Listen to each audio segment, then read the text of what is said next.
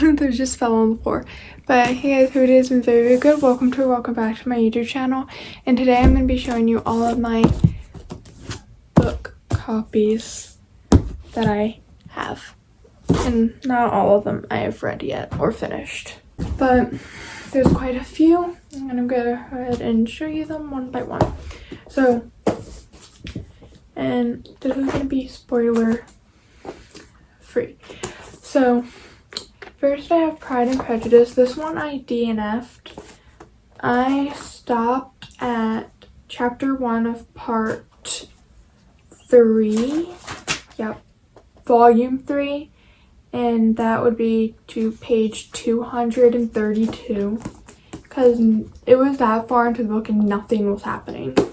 Except for like 2 things. So that was boring. But basically, it was like, I'm trying to remember.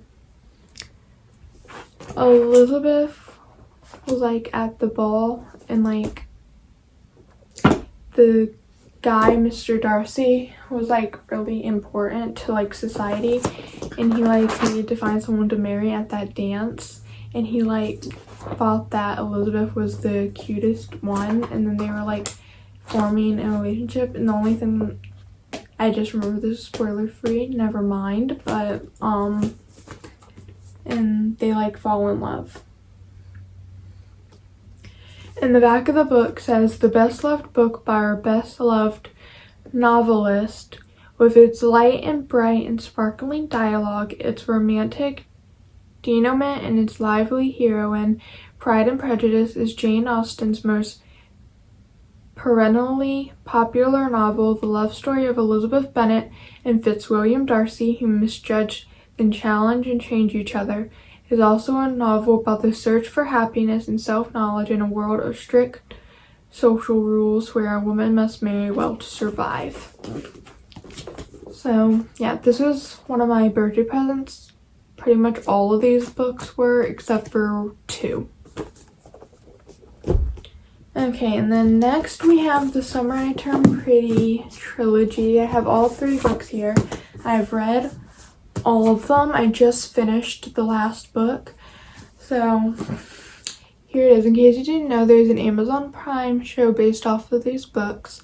And this is the first one, The Summer I Turned Pretty. This one has just Belly's point of view, and it's her going through the summer that she had her glow up and how things are changing for her, and she like had a crush on Conrad forever and stuff, and then she was like, this is the summer where things are going to change, and things did. So I'm going to go ahead and read the back. Some summers are just destined to be pretty. When each summer begins, Belly leaves her school life behind and escapes to Cousin's Beach, the place she has kept every summer of her life. Not only does the beach house mean home away from home, but her favorite people are there. Susanna, her mother's best friend, and her sons Conrad and Jeremiah. Belly has been chasing Conrad for as long as she can remember, and more than anything, she hopes this summer will be different. Despite distractions from a new guy named Cam and lingering looks from Conrad's brother Jeremiah, Belly's heart belongs to Conrad. Will he offer his to her? Will this be the summer that changes everything? So, there's that. It was fine. I feel like, I don't know if I like the show better or not, because I read the books after watching the 2 seasons of the show that are out right now. So, not sure. But if the comments are on in this video, which they more than likely will be, because that's how it is for pretty much all of my videos, except for a couple. I don't know if it's all of them or not, but I kind of get this channel confused in my old one. But anyway, that isn't really important. But if the comments are on, tell me whether or not you're Team Conrad, Team Jeremiah, Team Belly, or Team Anti-Belly. I am Team Conrad. Okay, and then the second book in the series is It's Not Summer Without You. And I don't really know how to describe this book without spoiling things if you haven't like watched the show or read any of the books. But basically, things changed and went wrong, and then Belly has to deal with the change in her life and the things that went wrong. Okay, the back. Is it really summer without the beach or the boys? Okay, I was looking to see if it spoils anything on the back of the book, but it doesn't. After spending every single summer at Cousins Beach, Belly's life is about to change. Since her brief relationship with Conrad fizzled out this past winter, she'll be staying home for the first time. Her best friend Taylor has lots of plans for them, boat parties and tanning by the pool, and new boys to obsess over. But when Jeremiah calls and says that Conrad has disappeared, all roads seem to lead back to the beach house. Will Belly spend another summer chasing after Conrad, or will she finally be able to let him go? And then this book, this is the last one, will always have summer, and it takes place 2 years after the second book ended, and it's just an emotional roller coaster. That's all that I'm going to say without spoiling anything. Now on to the back. If only summer could last forever. Her whole life, Belly has been in love with the Fishers. Susanna was like a second mother to her. Conrad was her first love, and Jeremiah was her first real boyfriend. Now, after 2 years, Jeremiah gets down on bended knee and offers Belly what she has always wanted, to be Belly Fisher. As Jeremiah and Belly head back to Cousins Beach to plan their wedding, Conrad comes home to tell Belly he made a mistake when he broke her heart. Now Belly must confront her feelings for Jeremiah and Conrad and face the truth she has possibly always known. She'll have to break one of their hearts. Okay, so that's all 3 of them. They're pretty simple reads, not that difficult. Okay, what should I do next? We'll go ahead and do my 2 Colleen Hoover books. So this is the one that I read longest ago. This is the first physical book in my reading journey that I've had, because my other books I just checked out from the library, and it's Ugly Love.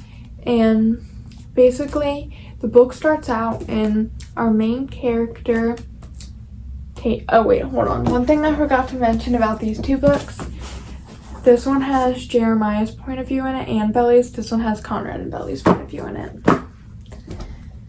Okay, now we can move on to Ugly Love fully. So this follows our main character. I keep thinking I can hear things. But this follows our main character, Tate Collins, and she is moving to live with her brother in his apartment because she's like becoming a nurse and stuff and needs somewhere to stay before she can get her own place. And she comes and she sees this drunk guy passed out on the floor in front of his apartment, and then she calls her brother and he's like, "Who is this?" And then he's like, I don't know, but can you like talk to Miles and see if he can let you in? And then she finds out that the guy that was passed out was Miles, and her brother Corbin has her take him in. So that's how they meet for the first time, and eventually they end up deciding to do the whole no strings attached agreement, which you can also call friends with benefits. And then they end up in a real relationship along the way. And there's Miles' point of view in this, but up until the very end of the book, his point of view is 6 years earlier, not present day. It's not exactly love at first sight for Tate Collins when she meets the tormented and secretive Miles Archer. They wouldn't even go so far as to consider themselves friends. The only thing Tate and Miles have in common is a mutual physical attraction that can't be denied. Once their desires are out in the open, they realize they might have stumbled on the perfect no-strings-attached arrangement. He isn't looking for love and she doesn't have time for it, so that leaves just the sex. What they've got could be surprisingly satisfying as long as Tate can stick to the 2 rules Miles has for her. Never ask about the past, don't expect a future. They think they can handle it, but everything is different when real emotions start to change the equation. Okay. I'm starting to feel like I should probably have been giving ratings for these books, but I'm so bad at ratings. I don't know how to do this, so I'm not going to, but maybe if I do another one of these videos of showing the books I've read, which I probably will, maybe then I'll be able to rate books, but right now I'm not very good at it. But one thing I want to say about this book before I move on is that if you don't like smut, this isn't the book for you, because that's basically all it is. Like, not really, but kind of, yeah. And I don't understand why everybody hates this book. Well, not everybody, but most people hate this book, I feel like. And then we have It Ends With Us. This book I actually just finished, and basically our main character is Lily. She's the only point of view that we get, and she meets this guy named Ryle on a rooftop, and they start sharing these things with each other called Naked Truths, where they just say something to one another about each other that nobody else really knows, and they do that to get to know each other, and then they don't see each other again until 6 months later because she hires his sister to work with her at his floral shop, and that becomes like a problem. And eventually, after a while, he decides that instead of being against relationships, he's going to try and be in a relationship with her, but then things went south. So I'd be prepared for a little bit of a heartbreak in this book. And then another thing about the plot, there's this other character, Atlas, and he was Lily's first love when she was 15 and he was 18. And we follow their story through old letters that she wrote to Ellen DeGeneres that she never actually sent out, that she decides to look back on a few times, and we get to read them and see her and Atlas's love story and how that came to be.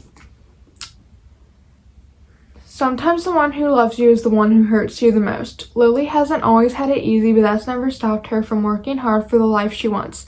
She's come a long way from the small town in Maine where she grew up. She graduated from college, moved to Boston, and started her own business. So when she feels a spark with a gorgeous neurosurgeon named Ryle Kincaid, everything in Lily's life suddenly seems almost too good to be true. Ryle is assertive, stubborn, maybe even a little arrogant. He's also sensitive, brilliant, and has a total soft spot for Lily. But Ryle's complete aversion to relationships is disturbing. As questions about her new relationship overwhelm her, so do thoughts of Atlas Corrigan, her first love and a link to the past she left behind. He was her kindred spirited... She was her... Oh my gosh. He was her kindred spirit, her protector. When Atlas suddenly reappears, everything Lily has built with Ryle is threatened. With this bold and deeply personal novel, Colleen Hoover delivers a heart-wrenching story that breaks exciting new ground for her as a writer. It Ends With Us is an unforgettable tale of love that comes with the ultimate price.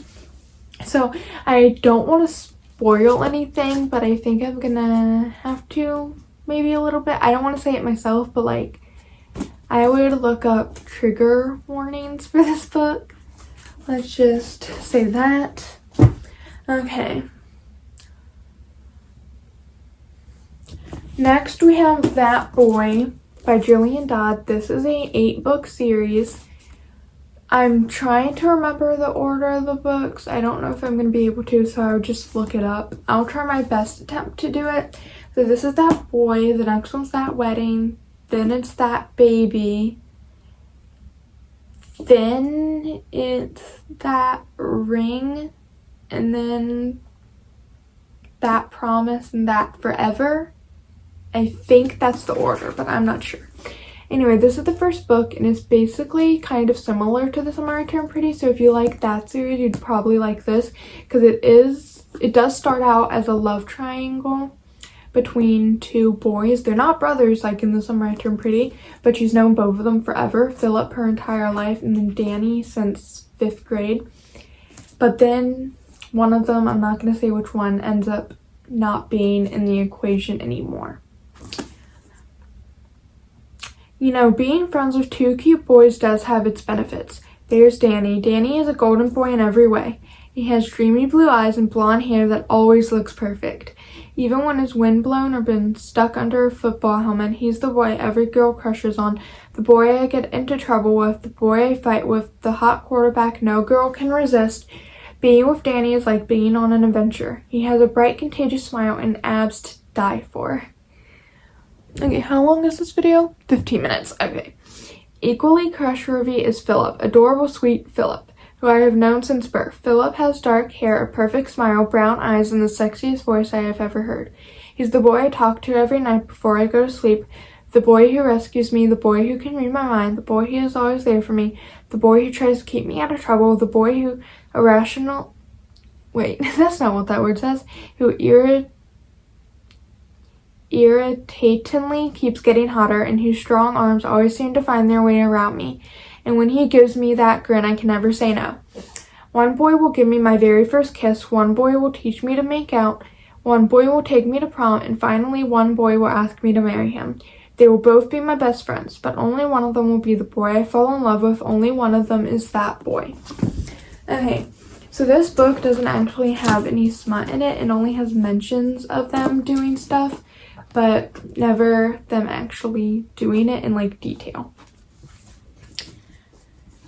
And none of the Summer I Turned Pretty books have anything. And then It Ends With Us has a decent amount, so if you're not comfortable reading that stuff, then don't read this book, because you can't just like skip over it. I feel like it's kind of important to the story a little bit. But anyway, let's move on to The Love Hypothesis. This is the book I'm reading right now. These are so many like book talk books that aren't even like trending at the moment and were like a year ago, because I'm so late. But basically I'm on page 100 now, and also this cover is so cute, look at it. But yeah, and this is a version with a bonus chapter that has come out, so that's interesting. So basically I know that this one has one sex scene in it later on. I haven't gotten that far, but I knew that before I even got the book. And basically this is a fake dating turned into a real dating, grumpy ex-sunshine book. And basically the plot of this book and how they start to fake dating is she has this friend who wants to date her ex, who she didn't even really like that much in the first place, but her friend doesn't believe that and stuff, and is feeling guilty about wanting to get with her ex. So she kisses the first person she sees in the hallway after pretending that she was on a date with somebody that night, and her friend mysteriously shows up at the lab that she was at, which leads her into kissing this guy. So then they end up agreeing to fake date after that, because she wants to make sure that her friend is happy and gets with her ex and knows that she doesn't care about it and is over him. And then he doesn't want the like people we work with or whatever to like give away his research funds or something. I don't really understand what's happening there, but it's something with research funds. And he thinks that having a girlfriend, because they think that he's gonna move. But yeah. Oh yeah, reading the back. When a fake relationship between scientists meets the irresistible force of attraction, it throws one woman's carefully calculated theories on love into chaos.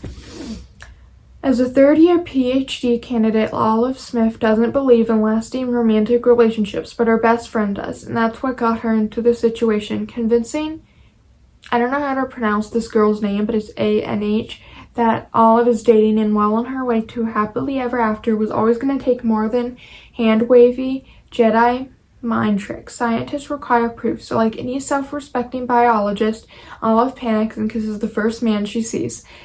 That man is none other than Adam Carsland, a young hotspot professor and well-known ass, which is why Olive is positively floored when Stanford's reigning lab tyrant agrees to keep her charade a secret and be her fake boyfriend. And when a big science conference goes haywire, putting Olive's career on the Bunsen burner, Adam surprises her again with his unyielding sport and even more unyielding six-pack abs.